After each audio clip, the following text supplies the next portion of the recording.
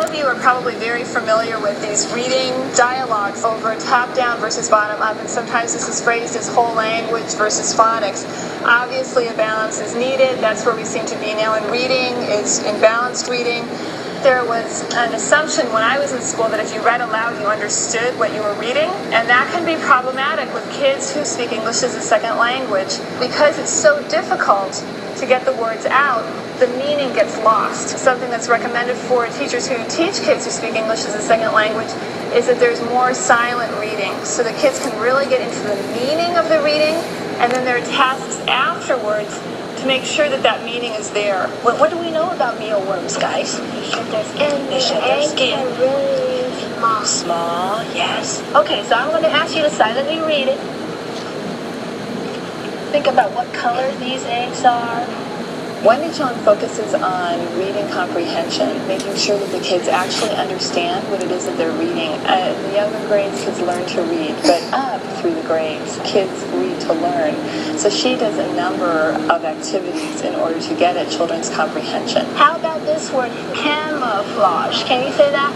Camouflage. Yeah, what does that mean? Can somebody describe it in your own words? Yeah, do it.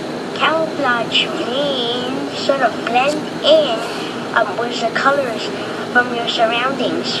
There is one thing that I notice about ELL children, actually is pretty true for most children, is the separation between being able to read words versus their level of comprehension or their understanding, being able to communicate to somebody what they've read. I'm going to give you highlighters. When you and your friend find important information that you think will really help the other children know about the larva stage, you might want to highlight it. When you are doing that, you're taking... No, it's good. Which part do you think is a good part to highlight? Of the top part. Difficult to see.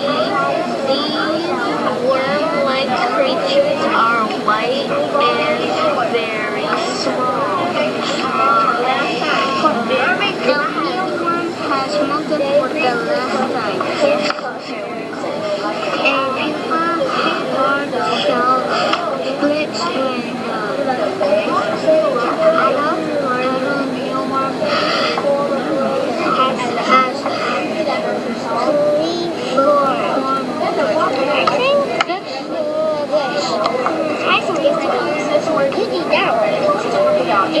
These two have been reading on the larva's life, and Samantha decided that she's going to share some information. Speckles are little holes that mealworms breathe inside. And why do they have spiracles? Because we don't. Because they don't have lungs. She has them go over as a class and share together what were the parts that they highlighted in order to confirm with the rest of the class that indeed those were the important parts, and in order to assess for her, the students, did they indeed get it. Right. Dylan, what do you want to share? Mealworms in cold areas can lie dormant in their larval stage. Mealworms can stay dormant for up to 2 years. It's cold.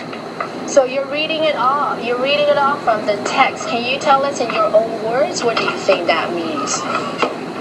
That means mealworms in cold places can lie sort of like that word dormant, right?